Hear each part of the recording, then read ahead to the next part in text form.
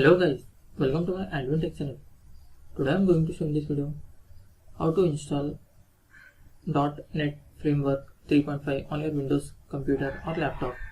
So before going to start the video, if you are not subscribed to my channel, please subscribe. So let's start the video.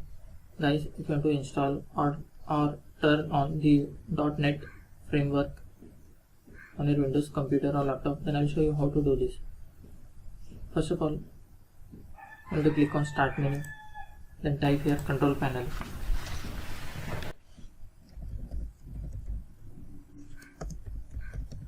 Click on Control Panel.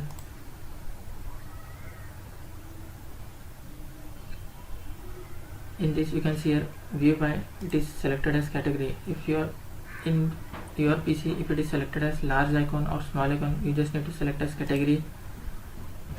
After selecting as category, you can see here Programs. Just click on the Programs. Under Programs and Feature, you will find Turn Windows Feature or on or off. Just click on this. Wait some time. After that, you can see here .NET Framework 3.5 includes .NET 2.0 and 3.0. Just double click on that. Just tick mark this and make sure you have to check mark both these two options and click OK. And you have to wait for some time to complete this installation process.